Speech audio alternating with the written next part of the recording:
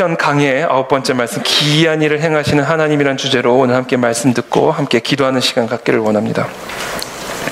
저와 여러분들의 삶에 기이한 일을 행하시는 하나님을 경험하게 되기를 축복합니다. 기이한 일을 행하시는 하나님.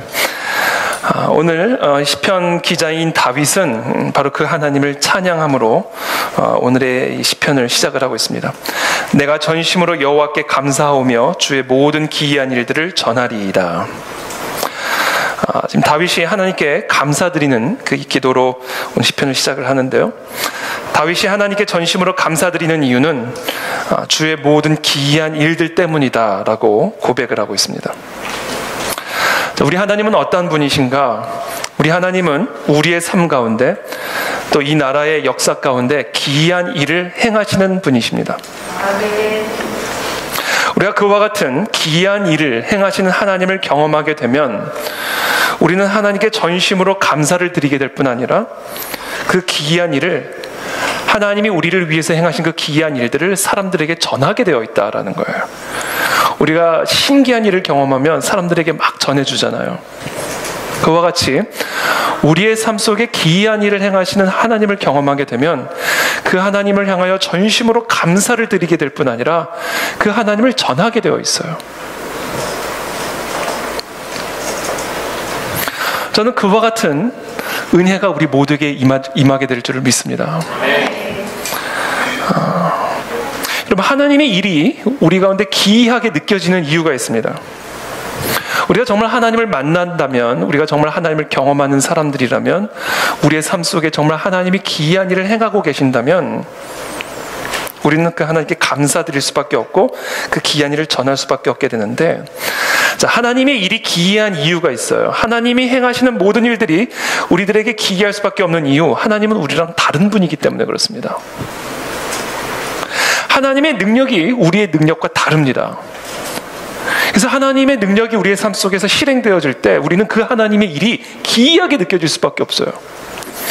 하나님의 지혜가 우리와 다르기 때문에 그 하나님의 지혜가 우리의 삶 속에서 실현되어질 때 우리는 그 하나님의 지혜가 너무나 기이하여 그 하나님의 지혜를 찬양할 수밖에 없고 그 지혜를 많은 사람들에게 전할 수밖에 없게 된다는 거예요.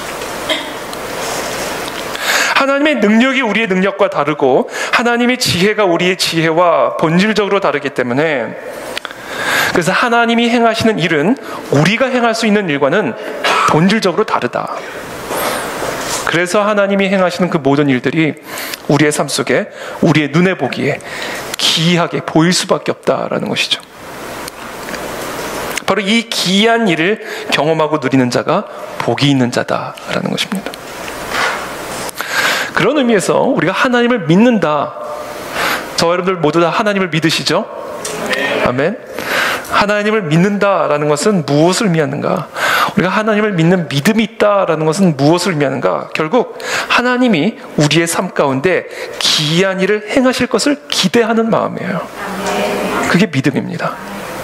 지금 우리의 상황이 어떠하든, 우리의 환경이 무엇이든, 내가 어떠한 사람이든, 나의 상황과 나의 형편과 나의 나됨과 상관없이 나의 삶 속에 하나님이 기이한 일을 행하실 것, 나의 능력을 뛰어넘는, 나의 지혜를 뛰어넘는, 나의 모든 주어진 환경을 다 뛰어넘는 그 기이한 일을 행하실 것을 기대하는 마음, 그 기대하는 마음이 믿음이다라는 거예요. 그게 바로 하나님을 믿는 믿음이다라는 겁니다. 저는 오늘 이 밤에 우리 모두가 그 하나님이 우리의 삶 속에 기이한 일을 행하실 것을 기대하는 마음을 갖게 되기를 축복합니다. 그게 하나님을 믿는다는 것의 의미예요.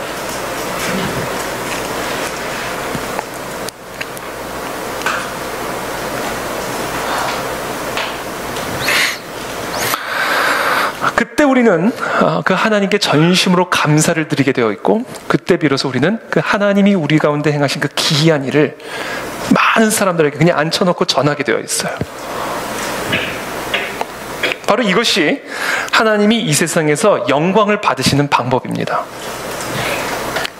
하나님이 우리의 삶 속에서, 이 세상 속에서 어떻게 영광을 받으시는가, 어떻게 하나님의 하나님 되심을 우리 가운데 계시해 주시는가, 어떻게 하나님이 살아계심을 이 세상 속에서 계시하시는가, 기이한 일을 행하심으로써 하나님 자신을 우리 모두에게 계시해 주신다라는 거예요. 그러니까 하나님의 살아계심을 우리 가운데 드러내시는 방법, 하나님이 역사 속에서 이 나라, 이 민족 가운데 하나님이 모든 것의 주관자이시오 모든 것의 왕이 되심을, 창조주 되심을 사람들에게 드러내시고 영광을 받으시는 방법이 바로 아주 기이한 일을 행하심으로써 하나님의 하나님 되심을 드러내시고 영광을 받으신다는 것이죠.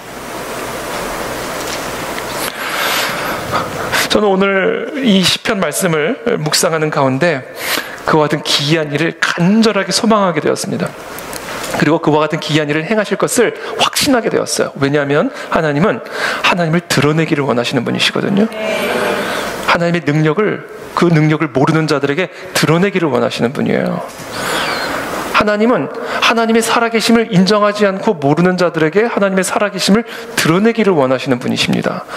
그렇기 때문에 하나님은 하나님의 기이한 일들을 우리 가운데 행하기를 원하시는 분이에요. 오늘 다윗은 바로 그와 같은 기대의 마음으로 오늘의 시편을, 오늘의 기도를 시작하고 있습니다.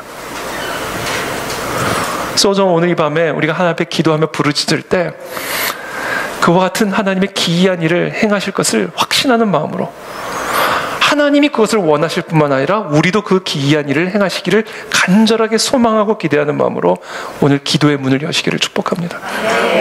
근데 여러분, 기이한 일을 기대한다면 반드시 그 기이한 일을 준비해야 합니다. 그냥 기이한 일들이 일어나는 게 아니에요. 정말 저와 여러분들의 삶에 하나님의 기이한 일들을 기대하고 있다면 우리는 그 기이한 일을 준비해야 합니다.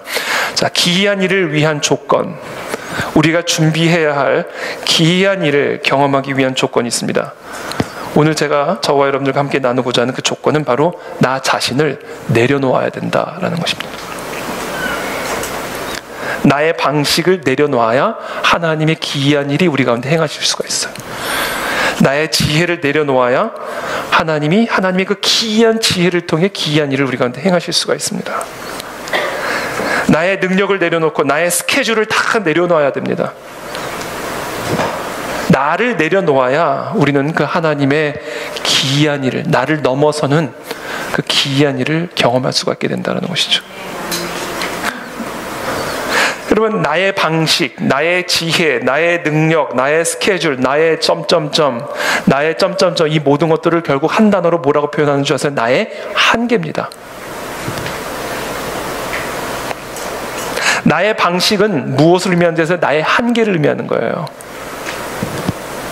내가 할 수 있는 방식은 한계가 있거든요. 그러니까 저와 여러분들이 얼마나 기가 막힌 방식을 갖고 있든 그 방식은 곧 나의 한계를 의미하는 거예요. 나의 지혜는 그 지혜가 얼마나 깊고 심오하든 나의 한계를 의미하는 겁니다. 그래서 나의 지혜를 고집하면요, 나의 한계를 끊임없이 고집하는 거예요. 나의 능력, 그 능력이 얼마나 대단한 능력인지는 모르지만 그 능력이 아무리 위대하고 높고 대단한 능력이라 할지라도 나의 능력은 나의 한계를 의미하는 거예요. 내가 정한 스케줄은 철저한 계획이 아니라 나의 한계를 의미하는 거예요. 나라는 존재, 나로부터 나오는 그 모든 것은 곧 나의 한계입니다. 내가 강한 만큼 나의 한계는 강하게 나를 제한할 것이고요. 나의 지혜가 강한 만큼 나의 지혜는 강하게 나를 묶어둘 겁니다. 나의 능력이 강한 만큼 나의 능력은 나를 약하게 만들 거예요. 왜냐하면 나는 곧 나의 한계를 의미하는 것이기 때문에. 그러므로 우리가 우리의 삶 속에서 나를 넘어서는 그 하나님의 기이한 일들을 정말로 경험하고 누리기를 원한다면 우리는 무엇을 해야 하는가? 나를 내려놔야 된다라는 거예요. 하나님으로 하여금 나를 넘어서지 못하도록 가로막고 있는 나의 계획들을 내려놔야 된다. 나의 지혜를 그 전지하신 그 하나님의 지혜 앞에 내려놔야 된다. 우리를 내려놔야 된다라는 것이죠. 나를 내려놓는다. 이것은 곧 그래서 결국은 나의 한계를 내려놓는다라는 것을 의미하는 거예요. 저는 오늘 이 밤에 저와 여러분들의 모든 한계를 하나님 앞에 내려놓게 되기를 바랍니다. 나를 내려놓는 거. 나를 내려놓고 하나님만을 바라보는 거. 나의 능력, 그 이상의 능력을 갖고 계신 그 하나님만을 바라보는 거. 이것이 바로 나를 내려놓는 것의 의미다라는 것이죠. 그래서 결국 저와 여러분들의 삶에 정말 하나님의 기이한 일, 정말 우리가 상상할 수도 없었던 기이한 일들을 정말로 기대하고 계신다면, 그리고 그것을 정말로 믿는다면, 오늘 이 밤에 저와 여러분들은 딱 하나만 하면 돼. 나를 내려놓게 되기를 축복합니다. 그 사람만이 하나님의 기이한 일을 경험할 수가 있어요.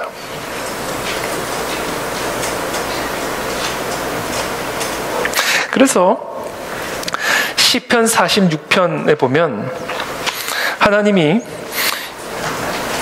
이렇게 말씀하세요. 너희는 가만히 있어 내가 하나님 됨을 알지어다. 바로 이 상태예요. 이 상태. 바로 이 상태가 하나님이 우리의 삶 속에서 기이한 일을 행하실 수 있는 조건입니다. 하나님의 기이한 일을 경험하고 싶다면 우리가 가장 먼저 배워야 할 것, 가만히 있는 겁니다. 가만히 있는 거.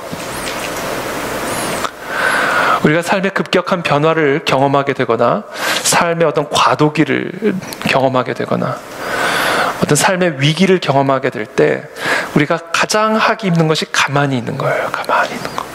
뭔가를 해야 될 것 같잖아요. 뭔가를 알아봐야 될 것 같고 누군가를 찾아가 봐야 될 것 같고 어떤 계획을 짜야 될 것 같고 뭐라도 해야 될 것 같은, 그게 바로 우리가 기이한 일을 경험할 수 없는 이유다라는 것. 그래서 우리가 정말 우리의 삶 속에서 행하시는 그 하나님의 기이한 일을 경험하고자 한다면 우리가 가장 먼저 배워야 할 것, 일단은 가만히 있는 훈련을 배워야 된다. 가만히 있는다는 것은 결국 뭐예요? 가만히 있어서 하나님 됨을 아는 것에 힘쓰는 거다라는 거예요. 이게 결국은 제가 서두에 드린 말씀이에요. 나를 내려놓는 거예요. 가만히 있어 하나님 됨을 아는 일, 이게 바로 나를 내려놓는 방법이다라는 것이죠.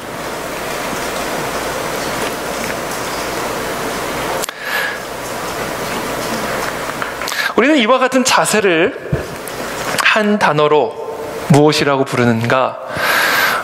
나를 내려놓고 하나님 되심만을 바라보는 것,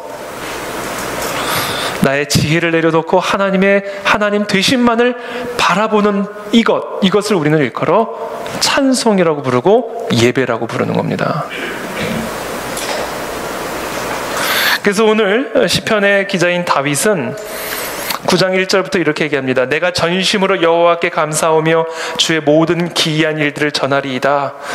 기대하는 것이죠. 하나님의 기이한 일들을 기대하는 거예요. 그 기대감을 가지고 지금 다윗은 무엇을 해요? 내가 주를 기뻐하고 즐거워하며 지존하신 주의 이름을 찬송하리니.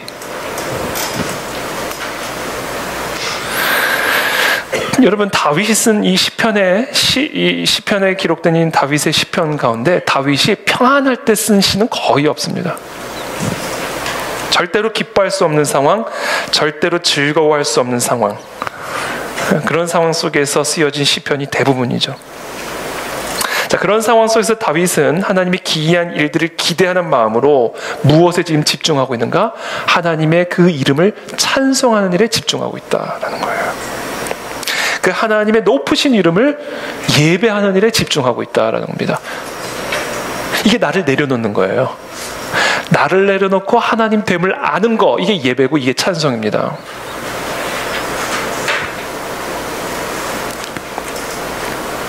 그러므로 너희는 가만히 있어 하나님 됨을 알지어다 라는 이 명령은요, 어떤 상황에서든지 하나님을 찬송하라, 그게 나를 내려놓는 것이다. 그리고 그와 같이 어떤 상황에서든 나를 내려놓고 하나님을 찬송할 때, 그때 비로소 어떤 일들이 일어나는가? 3절에 내 원수들이 물러갈 때 주 앞에서 넘어져 망함이니이다. 내가 하는 일은 가만히 있어 하나님 됨을 알며 하나님만을 예배할 뿐인데, 그때 무슨 일이 일어나는가? 원수들이 물러가고요, 원수들이 주 앞에서 탁 넘어져서 멸망해버린다라는 거예요. 그러니까 뭐예요? 찬양이 권세라는 거예요. 찬양이 능력이고 찬양이 무기라는 거예요. 그래서 우리가 어떤 상황에서든 어떤 환경에서든 우리가 할 일은 하나, 나를 가만히 있어 하나님 됨을 알며 그 하나님의 이름만을 예배하고 찬송할 때, 그때 하나님의 그 영광스러운 이름의 권능이 우리의 삶 속에 실현되어지기 시작한다라는 거예요. 이게 기이한 일을 경험하는 원리입니다. 그러므로 저와 여러분들이 지금 어떤 상황에 있든 그 하나님의 이름을 찬양하게 되기를 축복합니다. 그 하나님의 위대하신 능력을 찬양하며 그 하나님 됨을 아는 일에 힘을 쓰게 되기를 바랍니다. 그것이 결국은 모든 원수를 이기고 모든 골리앗들을 무너뜨리는 영적 전쟁의 승리의 비결이다라는 것이죠.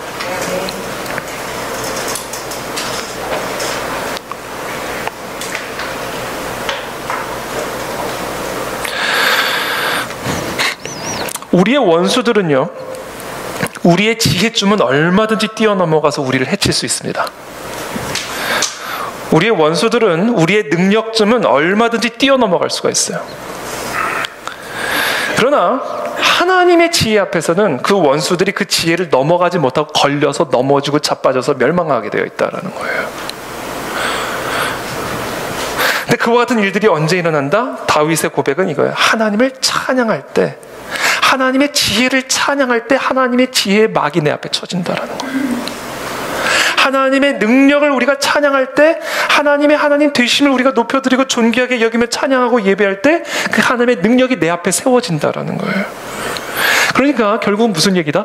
하나님의 능력이 언제 우리의 삶 속에서 실현되어지는가? 그 능력을 찬양할 때 그 능력이 우리 가운데 임한다라는 거예요. 이게 원리라는 겁니다. 언제 하나님의 지혜가 우리의 삶 속에 세워져서 원수들이 그 지혜 앞에서 다 굴복하고 넘어지게 되는가? 우리가 그 지혜를 찬양할 때 그 지혜가 우리 삶 속에서 역사하신다라는 겁니다. 이 신비로운 원리입니다. 신비로운 원리. 그래서 다윗은요, 예배자였어요. 예배자. 오늘도 이 다윗의 시편을 보십시오. 예배자의 노래죠. 예배자. 다윗은요, 하나님을 찬양하는 사람이었어요. 바로 그것이 다윗이 진정한 하나님의 군사가 될 수 있었던 이유요, 다윗의 삶에 하나님의 기이한 일들이 차고 넘칠 수 있었던 이유입니다. 다윗은요, 어떤 상황에서든 하나님의 능력을 찬양했고 하나님의 지혜를 찬양했어요. 그래서 그 하나님의 능력이 다윗의 삶에 기이한 일을 행하셨고, 하나님의 지혜가 다윗의 삶에 기이한 일을 행하실 수 있었다는 거예요. 사무엘상 16장에 보면요, 다윗이 그 수금을 타게 되는데요, 16장 14절에 보면 여호와의 영이 사울에게서 떠나고 여호와께서 부리시는 악령이 그 사울을 번뇌하게 한지라 라고 기록이 되어 있습니다. 그러니까 사울의 신하들이 뭐라고 이야기를 하냐면, 원하건대 16절에 우리 주께서는 당신 앞에서 모시는 신하들에게 명령하여 수금을 잘 타는 사람을 구하게 하소서. 하나님께서 부리시는 악령이 왕에게 이를 때 그가 손으로 타면 왕이 나으시리이다 하는지라. 그러니까 악령이 사울을 괴롭히니까 수금을 잘 타는, 그러니까 좋은 음악을 연주할 수 있는 그런 악사를 구하라 얘기하는 거죠. 17절에 사울이 신하에게 이르되 나를 위하여 잘 타는 사람을 구하여 내게로 데려오라 하니, 18절에 소년 중 한 사람이 대답하여 이르되 내가 베들레헴 사람 이새의 아들을 본즉 수금을 탈 줄 알고 용기와 무용과 구변이 있는 준수한 자라. 여호와께서 그와 함께 계시더이다 하더라. 그러자 사울이 이새에게 전령들을 보내서 양치는 다윗을 데려오게 됩니다. 그리고 다윗이 사울 앞에서 그 수금을 타기 시작할 때 23절에 하나님께서 부리시는 악령이 사울에게 이를 때에 다윗이 수금을 들고 와서 손으로 탄즉 사울이 상쾌하여 낫고 악령이 그에게서 떠나더라. 왜 다윗이 연주하는 이 수금, 그러니까 하프죠. 다윗이 이 수금을 연주를 할 때 악령이 떠날 수 있었을까? 이게요, 그냥 수금을 타서 이 악령이 떠난 게 아니에요. 수금을 연주하는 다윗이 하나님을 예배하는 자였기 때문에 그 예배자의 손길을 통해서 나오는 그 연주가 악령을 이겨낼 수 있는 하나님의 권능으로 나타날 수 있었던 것입니다. 그러니까 연주라고 다 똑같은 연주가 아니에요, 여러분. 똑같은 기타를 가지고 연주를 하더라도, 똑같은 피아노를 연주를 하더라도 예배자가 연주하는 연주는 다릅니다. 그냥 단순히 귀에 듣기에 좋고 마음에 듣기에 좋은 수준이 아니에요. 예배자가 하는 연주는요, 악령을 내쫓아 버려요. 악령을 내쫓아 버립니다.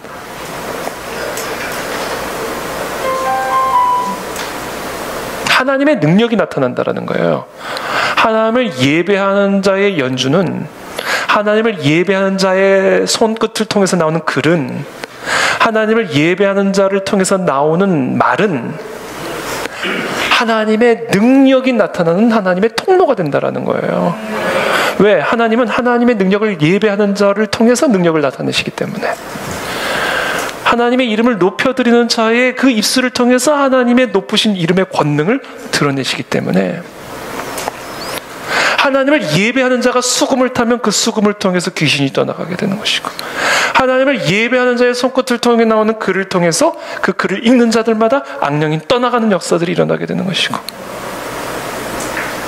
우리가 무엇을 하든 하나님을 예배하는 예배자로 서게 되면 우리가 하는 그 모든 일들을 통해서 하나님의 능력이 나타나게 된다라는 거예요. 다윗의 담대함, 다윗의 용맹함, 다윗의 능력, 다윗을 통해서 나타나는 권능, 다윗의 원수 앞에서도 여유를 부릴 수 있었던 다윗의 그 넓은 관대함, 사울을 죽일 수 있는 그와 같은 상황 속에서도 하나님을 경외함으로 그를 죽이지 않을 수 있었던 그 마음의 담대함과 강함, 이 모든 이 다윗 안에서 나타난 이 놀라운 이 내적인 성품과 이 내면에 있는 이 다윗의 이 강인함이 도대체 어디서 나온 것일까? 언제 어디서나 크고 위대하신 그 하나님의 이름을 찬양하는 그 예배로부터 나오는 것이다라는 거예요. 그래서 여러분, 저와 여러분들의 삶에 이 예배가 무너지면 다 무너지게 되어 있습니다.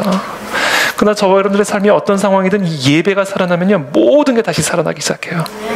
다윗의 능력, 다윗의 강인함, 다윗을 통해서 하나님의 기이한 일들이 나타날 수 있었던 단 하나의 이유, 다윗은 예배자였어요.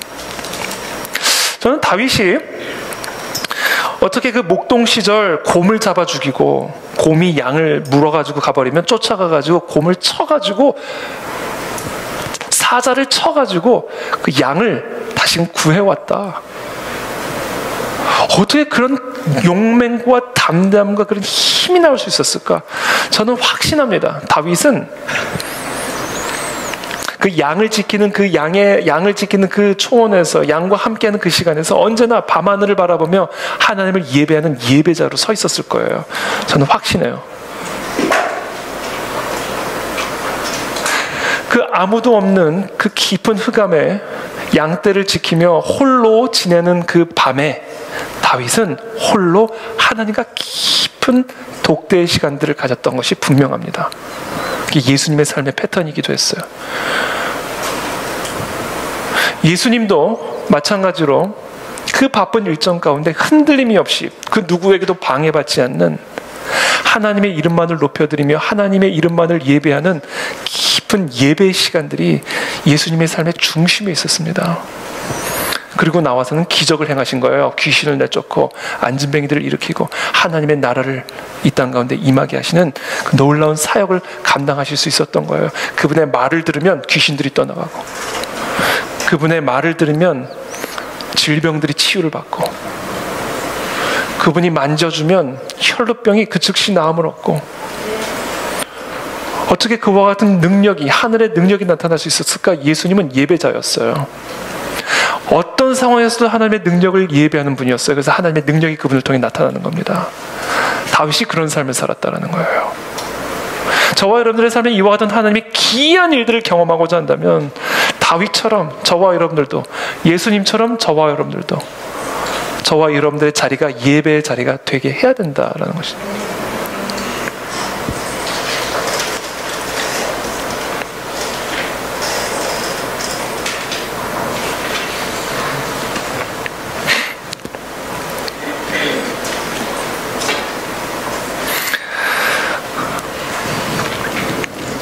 자, 그렇다면 우리가 그 하나님을 찬양하기 시작할 때, 하나님을 예배하기 시작할 때 하나님은 구체적으로 어떤 기이한 일들을 행하시는가?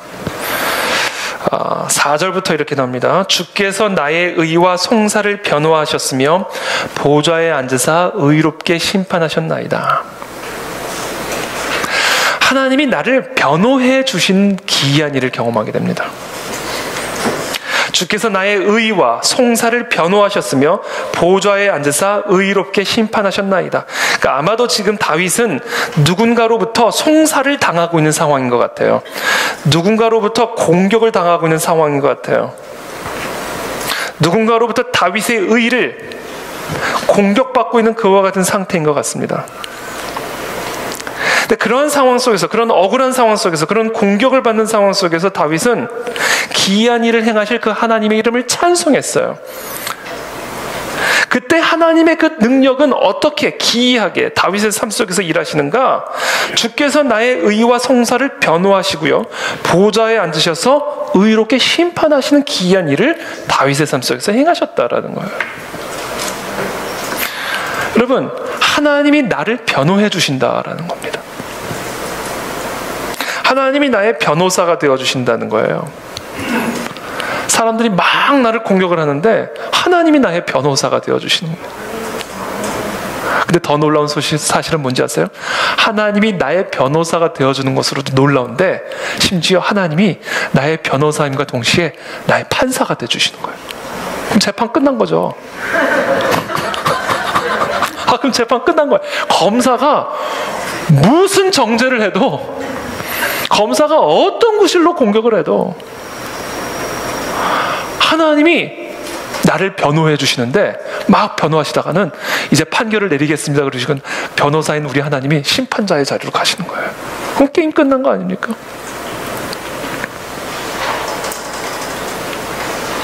검사가 뭐라고 나를 정죄를 해도, 검사가 뭐라고 나를 공격을 해도 아무 소용이 없어요. 사형을 구형해도 아무 상관없어요. 왜? 판사가 내 변호사니까.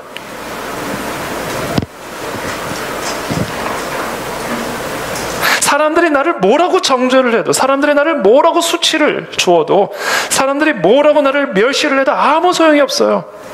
판사가 내 변호사니까. 그와 같은 기이한 일들이 언제 일어난다고요? 하나님을 예배할 때. 흔들림이 없어요. 그래서 흔들림이, 욕을 먹어도 흔들림이 없어요.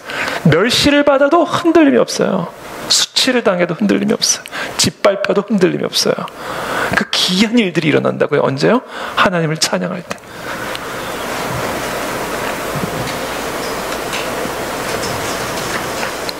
근데 여기서 우리가 한 가지 기억해야 할 사실이 있습니다. 그렇다고 해서 하나님이 무조건적으로 우리의 편인 것은 아니다. 하나님은 의롭게 심판하셔요. 하나님은요, 내 편이 아니에요. 의 편이지.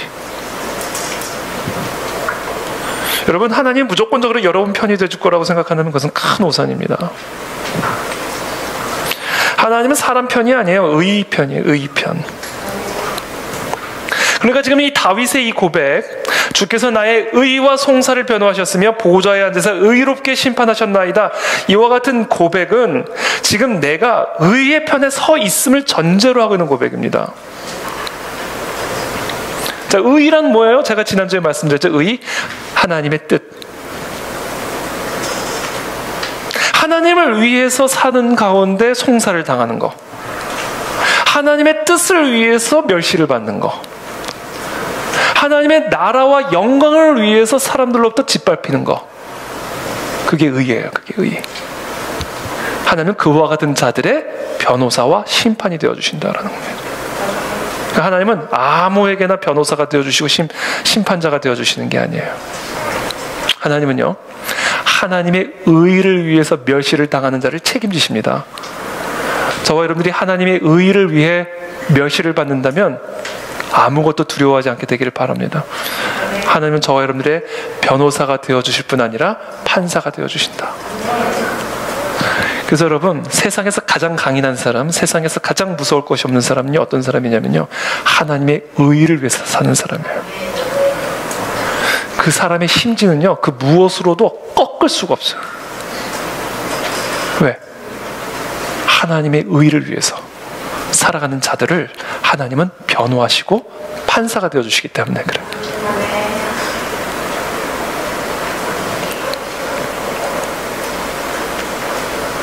그러므로 우리가 이와 같은 하나님의 기이한 일을 경험하고 누리고자 한다면요, 저와 여러분들이 지금부터 뭐를 해야 되냐면요, 하나님의 나라와 의를 구하는 일에 힘을 써야 됩니다. 그때 우리는 하나님의 기이한 일을 경험하게 되고요, 나를 변호해 주시고 나를 위해 내 편에서 심판하시는 하나님을 경험하게 되는 거예요. 언제요? 우리가 하나님의 의를 위해 살 때.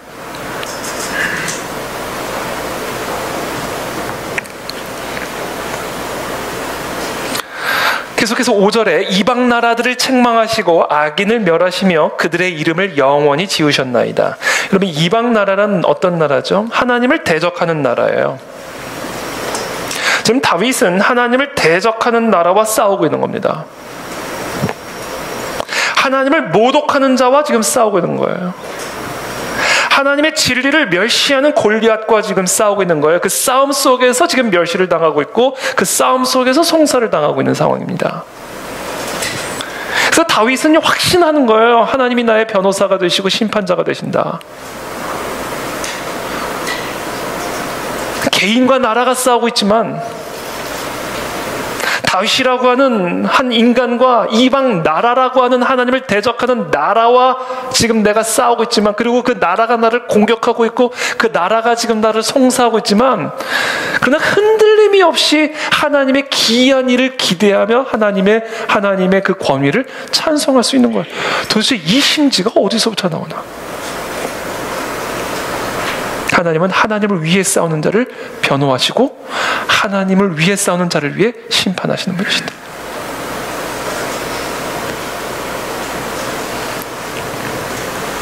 그러면서 이렇게 얘기하는 거예요. 이방 나라들을 책망하시고 악인을 멸하시며 그들의 이름을 영원히 지으시는 분이시다.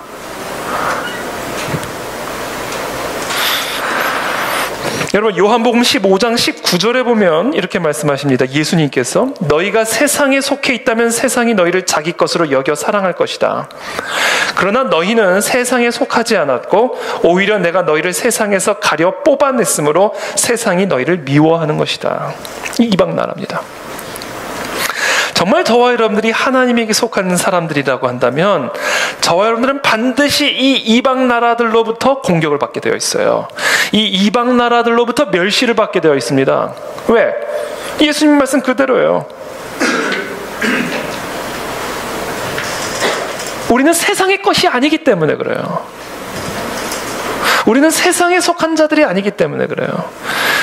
그래서 이 세상은, 이방 나라는 우리를 미워한다라는 거예요. 여러분, 절대로 우리가 세상으로부터 교회가 인정받을 거라고 생각하시면 안 됩니다. 세상은 교회를 미워해요. 여러분, 세상의 마음에 우리의 교회가 들려고 노력할 필요가 없어요. 그렇게 되면 세상에게 길들여질 뿐이에요. 세상은 우리를 미워합니다, 여러분. 왜요? 우리는 세상에 속해 있지 않기 때문에 그래요. 그게 예수님의 말씀이에요. 그래서 우리는 이 세상에서 하나님을 위하고 하나님의 나라를 위하고 하나님의 의를 위하는 삶을 살아가게 되면 반드시 세상의 미움을 받게 되어 있고 세상의 공격을 받게 되어 있습니다. 그게 지금 다윗의 상황인 거예요. 다윗이 누굽니까? 다윗의 언약을 받은 사람이에요. 다윗의 언약은 무엇입니까? 내가 너로 영원한 왕조를 세우겠다라고 그 약속을 받은 사람이에요. 그럼 그 영원한 왕조는 무엇을 의미합니까? 사람의 왕조가 아니라 예수 그리스도의 왕권, 하나님의 나라의 언약을 받은 사람이에요. 그러므로 그 다윗의 언약은 결국 뭐예요? 그리스도의 몸된 교회를 의미하는 겁니다. 그러니까 지금 이 시편에서 다윗을 향한 이방 나라들의 공격은요, 예수 그리스도를 향한 공격이요, 예수 그리스도의 몸된 교회를 향한 공격이요, 예수 그리스도의 몸된 교회를 통해서 이 땅 가운데 도래할 할 하나님의 나라를 향한 공격이에요.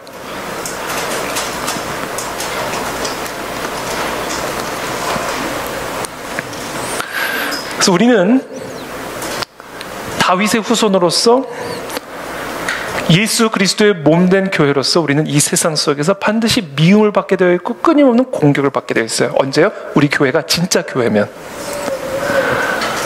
저와 여러분들이 진짜 그리스도인이라면 우리는 세상에 미움을 받게 되어 있다.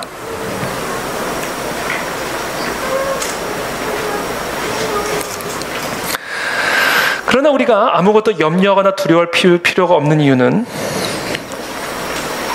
6절부터 이렇게 얘기합니다. 원수가 끊어져 영원히 멸망하였사오니 주께서 무너뜨린 성읍들을 기억할 수 없나이다. 여호와께서 영원히 앉으시며 심판을 위하여 보좌를 준비하셨도다. 공의로 세계를 심판하시며 정직으로 만민에게 판결을 내리시리로다. 하나님은 심판의 보좌에 앉아 계셔서 하나님을 대적하고 그리스도의 몸된 교회를 대적하며 하나님의 나라를 대적하는 이와 같은 세상 나라를 반드시 심판하실 것이다. 피할 수 없고 반드시 멸망당하게 될 것이다 라고 명확하게 말씀하고 계십니다. 우리는 이 사실을 확신하고 우리는 하나님의 성도로서 하나님의 나라를 공격하는 이 세상과 맞서 뭐 해야 된다? 싸워야 된다라는 거죠.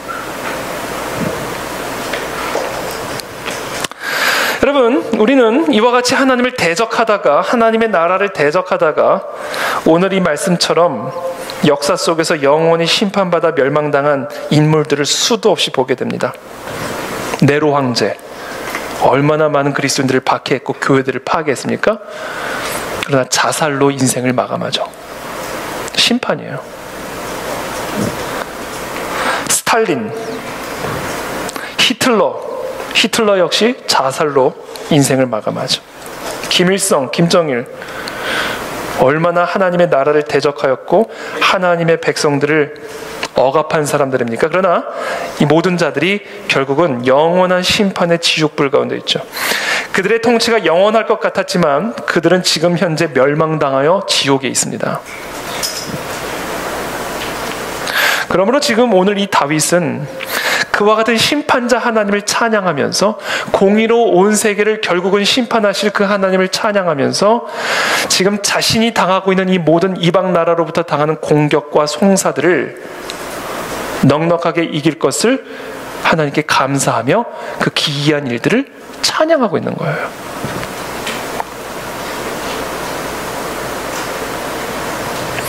그러므로 오늘 우리가 처한 이 시대적인 상황 속에서 우리는 이 교회의 승리를 확신할 수가 있습니다. 성도들의 승리를 확신할 수가 있습니다. 바로를 보세요. 하나님의 백성들을 대적하다가 수장당해버리죠. 헤롯을 보십시오. 사도행전 12장에 보면 요한의 형제 야고보가 이 헤롯에 의해서 참수를 당합니다. 그리고 베드로를 투옥시켜요. 그때 초대교회 성도들이 한 집에 모여서 지금 감옥에 들어간 베드로를 위해서 간절하게 기도합니다. 베드로가 그 감옥에 들어갔을 때는요, 곧 사형을 앞두고 베드로는 감옥에 투옥이 된 거예요. 헤롯이 실제로 요한의 형제 야고보를 죽였을 뿐만 아니라 실제로 베드로도 죽일 계획을 가지고 베드로를 투옥시킨 겁니다. 이게 얼마나 큰 위기예요. 그때 이 초대교회 성도들이 한자리에 모여서 간절하게 하나님 앞에 기도하고 부르짖을 때 기이한 일을 통하여 사슬들이 끊어지고 견고하게 닫혔던 감옥의 문이 열리면서 구원을 받는 역사가 일어나게 되잖아요. 그리고 더 기이한 일, 헤롯이요 벌레에 물려 죽임을 당해요.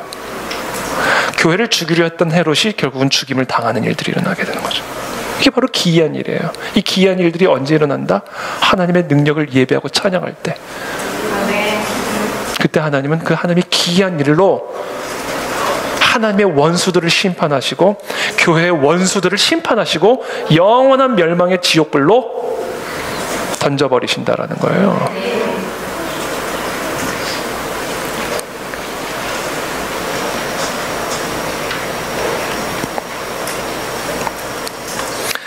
그러므로 지금 저와 여러분들은 무엇을 해야 되는가?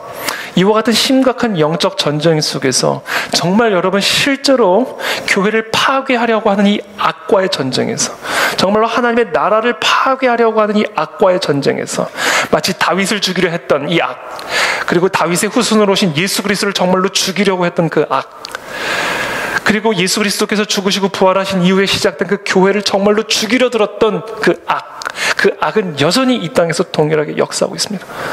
우리는 이 악과 싸워야 된다라는 거예요. 그 악과 싸울 수 있는 그 길, 무기가 뭐다? 하나님을 찬양하는 거예요, 여러분. 하나님을 예배하는 거예요. 이와 같은 하나님, 악인을 심판하시고 하나님의 의를 위해서 송사당하는 자들의 변호사가 되어주시고 심판자가 되어주시는 그 하나님의 능력, 하나님의 공의를 찬양하는 겁니다. 그때 교회는 승리하고 원수들은 무너지게 되어 있어요. 저는 우리 이 땅의 모든 교회와 성도들이 그래서 좀 더 우리가 이 군사의 마음을 가져야 됩니다. 우리가 살아가고 있는 이 현실이 영적 전쟁터라는 사실을 반드시 인지를 해야 돼요.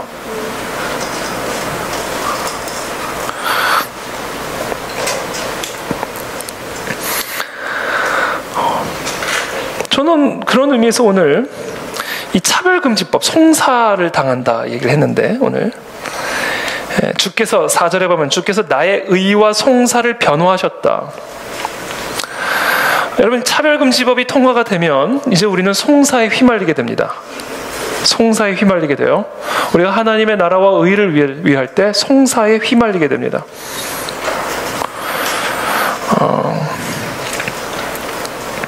다윗에 대한 공격, 다윗 언약에 대한 공격, 그리스도에 대한 공격, 그리스도의 몸된 교회에 대한 공격을 이루는 오늘날 이 원수 마귀들의 전략이 바로 이 차별금지법 안에 녹여져 있어요.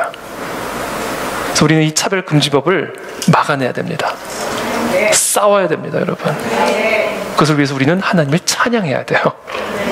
설령 차별금지법이 통과된다 할지라도 우리는 그 하나님을 찬양해야 합니다. 하나님은 기이한 방식으로 이 모든 원수들의 공격들을 무너뜨리실 것이기 때문에 그래요. 흔들림이 없이, 변함이 없이. 제가 여러분 차별금지법에 대해서 잠깐 간략하게 좀 설명을 드리고 오늘 또 함께 좀 기도하는 시간을 갖기를 원하는데요. 앨리스 베일리라고 하는 사람이 있어요. 이 사람은 이렇게 생긴 분이에요. 이 사람은 일종의 그러니까 무당 같은 사람이에요. 사탄 숭배자 같은 사람입니다. 그래서 이 사람은 여러 책을 썼는데, 이 사람이 쓴 책의 본질적인 내용은 뭐냐면, 어떻게 하면 이 성경적 세계관의 뿌리를 내린 서구 문명을 뿌리 뽑아가지고 어떻게 하면 철저한 무신론적, 인본주의적, 반기독교적 세계관의 이 문명을 뿌리 내릴까를 평생 연구하다가 지옥 간 분이에요. 이분은요, 실제로 지옥 갔어요, 정말로. 이 귀신, 그러니까 마귀로부터 마귀와 접신을 하는 사람이었습니다. 근데 이 사람이 쓴 책의 내용들을 종합해 봤을 때 10가지 전략을 제시하고 있어요. 첫 번째 전략이 뭐냐면, 교육 시스템에서 하나님을 제거하라. 일단 교육이에요, 교육. 학교 교육 안에서 철저하게 하나님을 제거해야 돼요. 그 가장 핵심적인 전략이 뭐냐면 진화론을 가르치는 겁니다. 창조론을 금지시키는 거예요. 그러니까 창조론 교육을 철저하게 금지시키고 진화론만을 가르치는 것, 이것은 학교 교육 시스템 안에서 하나님을 쫓아내버린 사건이에요. 아동에 대한 부모의 권위를 축소시켜라. 부모의 권위 아래 아동이 있는 게 아니에요. 아동의 권위를 더욱 강화시킴으로써 부모의 권위를 약화시키라.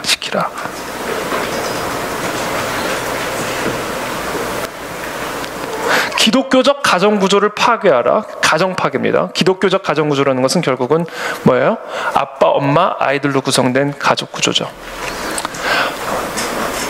프리섹스 사회를 만들어라. 평생 결혼의 개념을 파괴하라. 동성애를 정상화시켜라. 예술의 품격을 떨어뜨려라. 그러니까 완전히 음란함을 다 예술로 승격시켜놨잖아요, 그렇죠? 정말 말도 안 되는 그런 것들을 예술로 표현하고 있고요. 제가 오늘 페이스북에서 보다가 미국에 있는 헐리우드 배우들이 어떤 퍼포먼스를 하고 식사를 하는데 뭐냐면 그 인육을 먹는 퍼포먼스를 하더라고요. 인육을 먹는 퍼포먼스들을 하더라고요. 그거를 일종의 예술로 습격시키는 거죠. 미디어로 사고방식을 바꿔라. 그다음에 종교 통합운동을 일으키라. 그리고 10번째 전략이 뭔지 아세요? 이 모든 사항들을 다 법제화하라입니다. 그러니까 이것을 다 법제화할 수가 없잖아요. 그러니까 법제화할 수 있는 가장 간단한 방법이 그게 뭐냐면 차별금지라는 이름으로 법을 만들어버리면 지금 말씀드린 그 앨리스 베일리의 10가지 전략들을 다 실현시킬 수가 있게 되는 거죠. 거기 보면 합리적인 이유 없이 성별, 장애, 병력, 나이, 언어, 출신 국가, 출신 민족, 인종, 피부색, 출신 지역 등등 나오면서 종교, 사상, 정치적 의견, 전과, 성적 지향, 성별 정체성, 학력, 고용 형태, 사회적 신분 등을 이유로 다음 각목의 어느 하나의 영역에서 특정 개인이나 집단을 분리, 구별, 제한, 배제, 거부하거나 불리하게 대우하는 행위를 차별적인 행위로 규정을 짓고요. 그러면서 특별히 차별 금지에 해당하는 행위를 이렇게 정의를 내렸어요.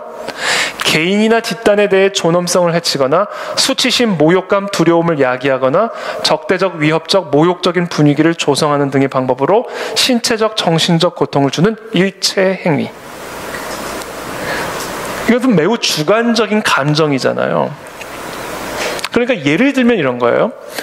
우리가 길에서 전도를 하는데 예수 그리스도 외에는 다른 이름으로 구원을 받을 만한 길이 없다라고 전도를 하는데 길을 지나가던 한 이단 신천지 신도가 나 지금 저 사람의 저 말 때문에 내가 수치심을 느꼈고 모욕감을 느꼈고 두려움을 느꼈어 라고 주장을 한다면 나는 지금 이 차별금지법에서 금지하고 있는 차별적 행위를 행하게 된 거가 되는 거예요.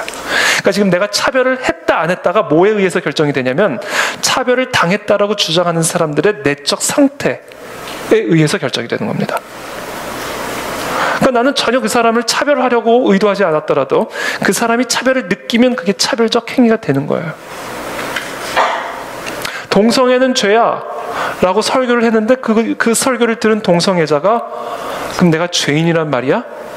수치심을 느꼈고 적대감을 느꼈어 라고 주장을 하면 저의 설교는 그것은 차별적 행위가 되는 거예요.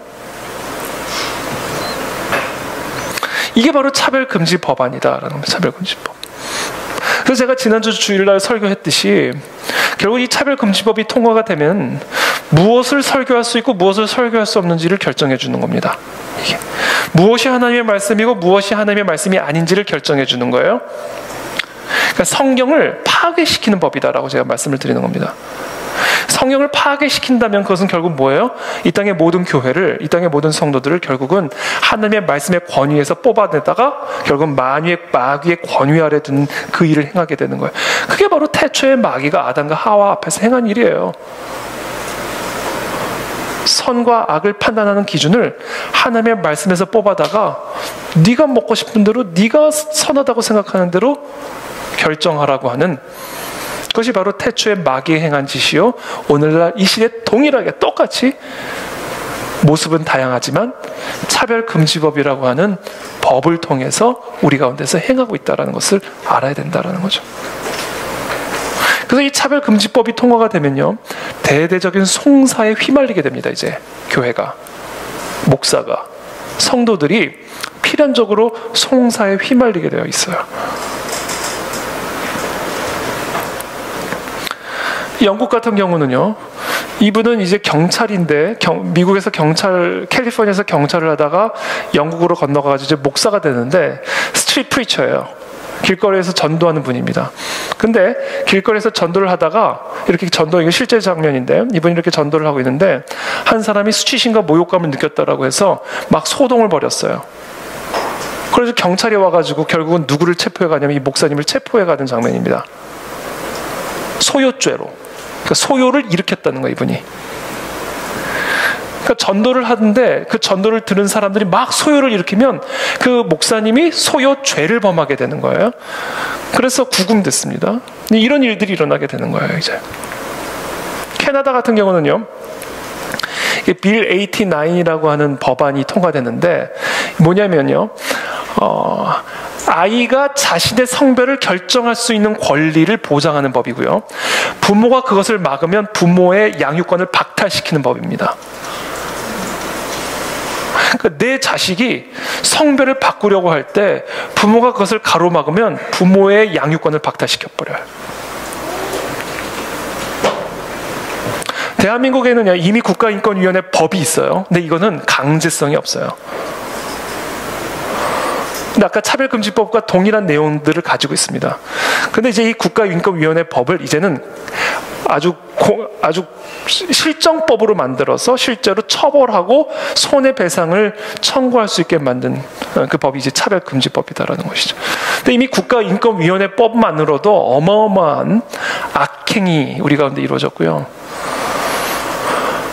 이 국가인권위원회법이 통과된 이후에 일단 동성애 표현 매체물이 청소년 유해 매체물에서 삭제됐습니다. 또 아이들에게 동성애 옹호 영화를 제작해서 아이들에게 보여주기 시작했고요. 여러 가지 일들이 있었어요.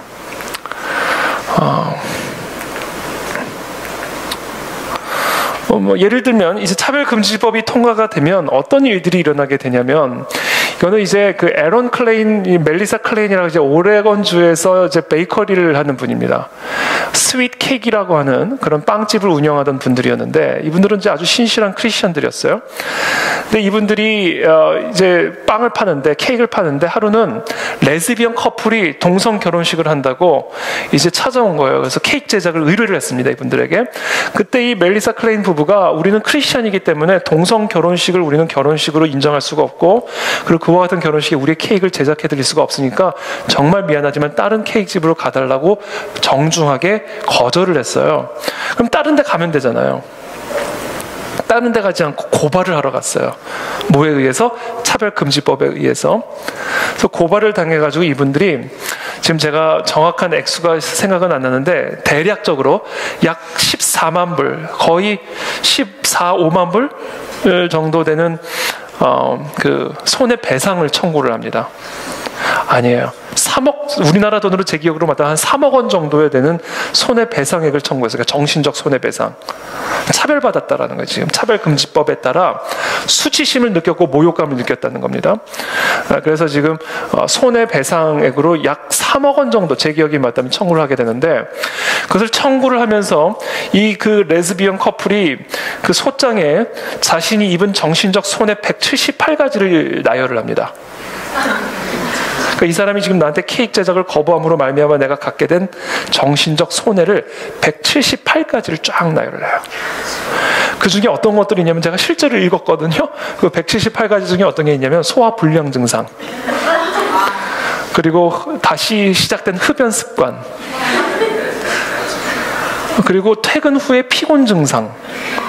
퇴근 후에 피곤하지 않은 분 있으면 나와보라고 그랬어요. 자, 그런 증상들을 178가지를 쫙 나열을 해요. 그리고 약 3억 원 정도의 정신적 손해배상을 청구를 합니다. 그리고 그때 오레곤주 노동청에서 그것을 그 레즈비언의 손을 들어줬어요. 근데 제 기억이 맞다면 이거 트럼프 정부가 올라서고 나서 저게 아마 그 상급 법원에서 다시 뒤집혔을 거예요. 그래서 아마 무죄를 받은 걸로 제가 이 케이스가 다시 이제 그 재판이 이루어져서 아마 무죄로 판결된 걸로 제가 알고 있는데 하여튼 중요한 것은요, 송사에 휘말리게 된다라는 거. 송사에 휘말리게 된다. 이런 케이스들은요 한두 개가 아니에요. 그래서 마이클 나지르 알리라고 하는 성공회 지도자가 영국 사람입니다. 이 사람은 Christians in the Firing Line이라고 하는 이 전투의 최전선에 서 있는 크리스천이라고 하는 이와 같은 책에서 서문에 이렇게 이야기를 해요. 기독교인들은 이제 신앙으로 인해 직장에서 해고되고 전문가 집단에서 제명되고, 논문을 쓸 수가 없어요. 논문을 받아주지를 않습니다. 대중적 인기를 잃는 등의 대가를 치르고 있다. 여러분, 연예인들이 만약에 이런 말 한마디 잘못하면요, 그냥 대중적 인기 잃어버려요. 이러한 고용의 기회나 공공의 영역에서 활동할 권리의 제한은 박해의 시작을 의미하는 겁니다. 그러니까 우리가 그리스도인이라는 이유 때문에, 또는 그리스도인이 갖고 있는 어떤 성경적 세계관과 역사관 때문에 고용의 기회를 박탈당하거나 어떻게 보면 대중적 인기를 잃는 이와 같은 활동할 권리의 제한을 받게 되는 것 자체가 이미 박해가 시작이 되었음을 의미하는 거예요.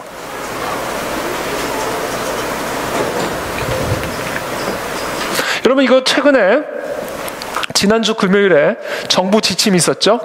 예배 금지. 그리고 나서 구리시에서 어떤 그 시행령을 지금 알렸냐면 신고하라는 거예요. 신고하면 포상하겠다라는 겁니다. 이거는 지금 학교의 가정통신문입니다. 여기는 진보중학교. 학교 이름이 진보중학교, 진보고등학교예요. 여기는 북인천 중학교입니다. 여기서 아이들에게 이건 가정통신문이에요. 교회에 보내지 말라는 거. 교회에 보내지 말라. 교회에 보내면 이런 300만 원의 벌금액일 수 있으니까 교회에 보내지 말라고 하는. 이거 보세요. 코로나19 예방을 위한 교회 방역 강화 조치 안내. 그러니까 아이들에게 교회 보내지 말라고 하는 가정통신문을 중학교에서, 고등학교에서 학부모들에게 지금 보내고 있는 거예요. 그런데 이런 와중에 정작 퀴어 축제는 9월부터 시작한대요. 방역 당국의 지침에 따라 새롭고 안전한 방식으로 개편된 2020 서울 퀴어 문화축제가 9월 18일부터 29일 12일간 개최된답니다. 여러분, 참고로 말씀을 드리면 이 퀴어 축제 때는요, 그냥 단순히 밖에서는 축제를 하고 속에서는요, 제가 설명을 안 드려도 알겠죠. 밖에서는 다 축제를 하지만요, 밤이 되면 완전히 다른 세상이 그들에게서 펼쳐지는 거예요. 그러니까 여러분, 이 12일 동안 이와 같은 축제가 벌어지는데 정작 교회는 예배 금지, 소모임 금지, 부흥회 금지, 기도회 금지, 성경 공부 금지, 어길 시에는 300만 원 벌금, 그러면서 학교 가정통신문에까지 다 지금 보내고 있는 그런 상황입니다.